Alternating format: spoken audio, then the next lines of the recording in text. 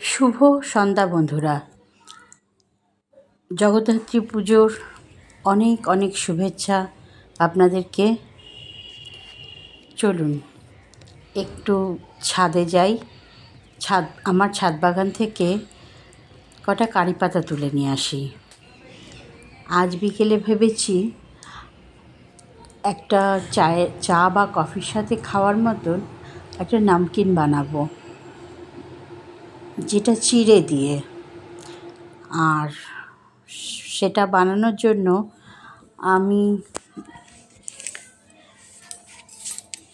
যেগুলো নিয়েছি সেগুলো হলো কাজু বাদাম, আমন্ড,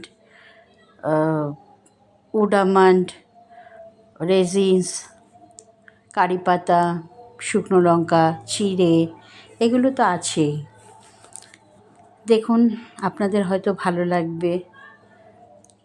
চা বা কফির সাথে এরকম ফ্রাইড আইটেম খেতে খুব ভালো লাগে।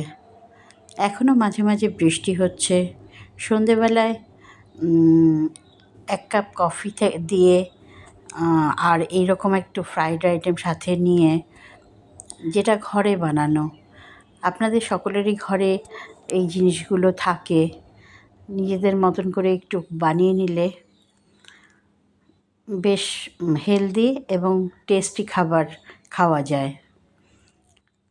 আর আমি এই চিড়েটা বা আমন্ডগুলো এই ছাঁকনিতে করে ছাঁকছি, মানে ভাজছি।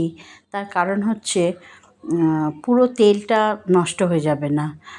আর পুরো তেলটার মধ্যে ছড়িয়ে গেলে সেগুলো তুলতে তুলতে সবটা পুড়ে যাবে। তাই সব কিছুই আমি ছাঁকনির মধ্যে দিয়ে তবে ভাজছি। আপনারাও চেষ্টা করবেন এরকম করে ভাজতে। তাহলে হবে কি, তেলটাও আপনাদের নষ্ট হবে না আর জিনিসটা পুড়েও যাবে না। চেষ্টা করবেন এইভাবে ভাজতে।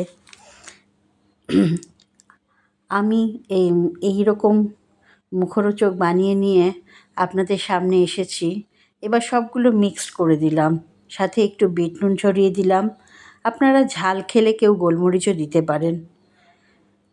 আজ চলি, আপনাদের সঙ্গে অনেক গল্প করলাম। ভালো